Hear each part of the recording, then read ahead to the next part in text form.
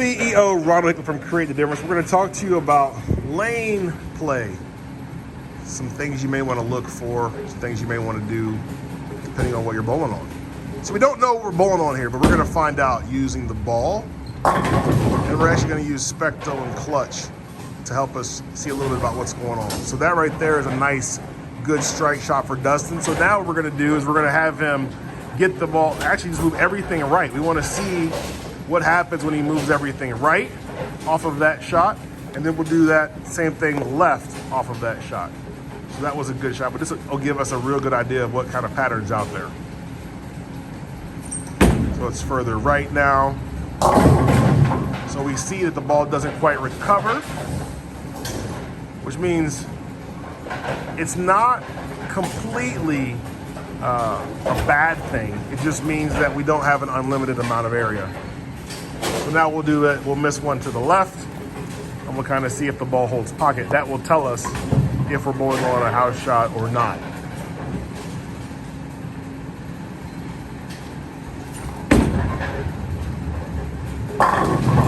So that would be a good indicator that we are bowling on some sort of house shot. As he moved in, the ball still was able to recover nice. But when he missed out, he was not able to get that ball all the way back to the pocket. So that tells us that you've got a little bit of room for error, and you obviously have a little bit more room for error left, meaning as you move in, as opposed to right. So we'll have him go ahead and throw one more shot. And this time, he's going to kind of be in between where he was. So we're going to be able to just kind of see if we get some consistent reaction out of that area kind of in the middle.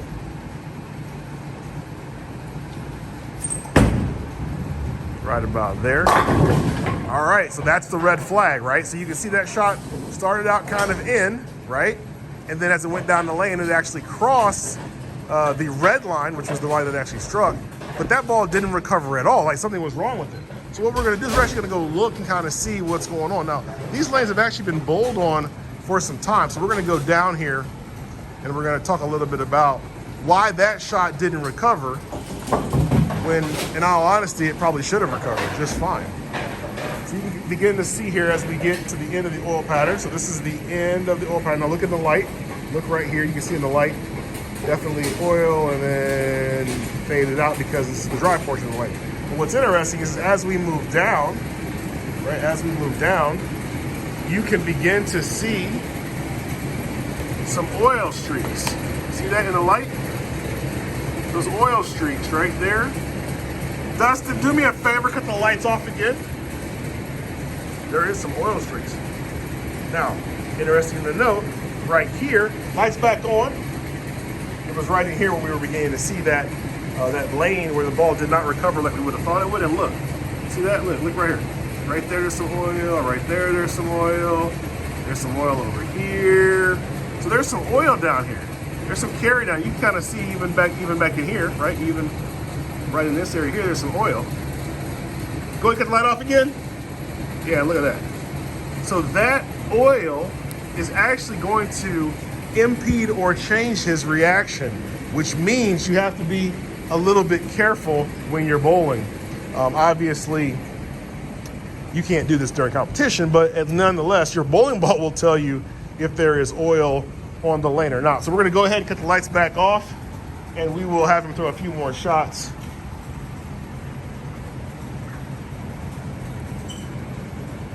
And we'll kind of watch the reaction.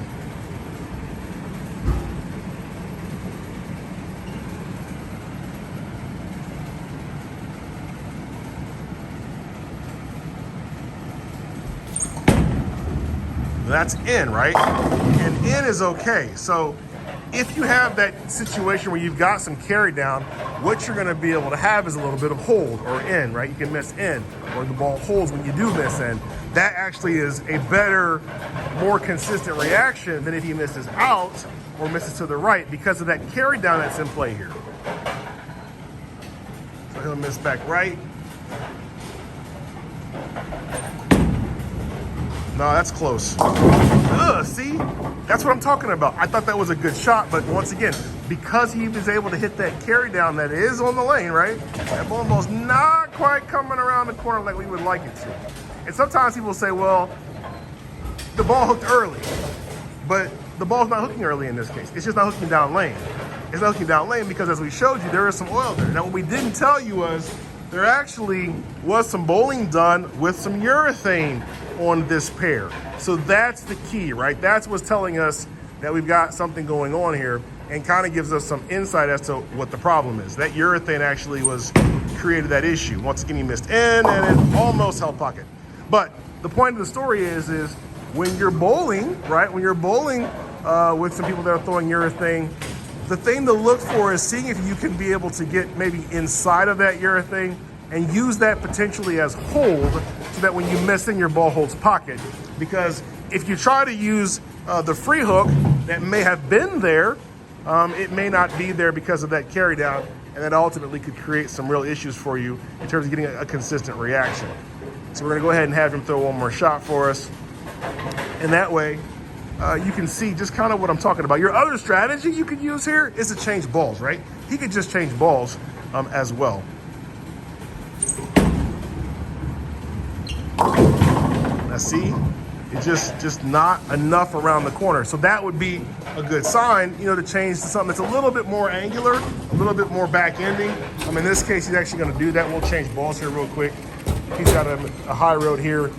That's also another continuous ball, but the high road is gonna give him a little bit more back end than the Venom shock roll.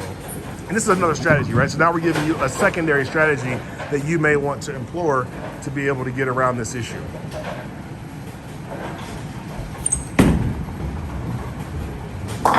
So it did not recover, which is fine. That's kind of to be expected, because now what you'll be able to do is you'll be able to square up to it. But because the bowling ball cover stock tends to be a little bit more angular than the Venom shock, when he squares up to it, it won't be so early. It'll be later down the lane. That will allow him to be able to get that bowling ball to get to the pocket fairly aggressively and resolve this issue with the carry down that's out there. So everybody always tries to chase it left, but sometimes if you get the right ball in your hands, you are able to chase it back right too. Just kind of depends on your strategy for the day and what you're bowling on. There's the carry down spot, you see, but the ball recovered just fine. Now it recovered just fine because once again, he's squared up to it.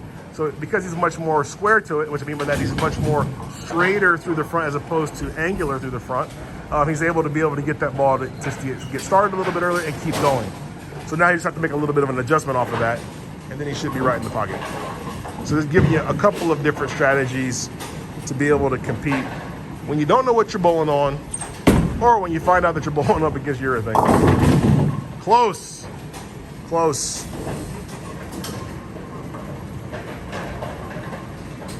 All right, this is gonna be the shot right here. Dustin will throw the shot for us, and we'll be able to see it to show you exactly kind of where you'd want to go to get that bowling ball back to the pocket.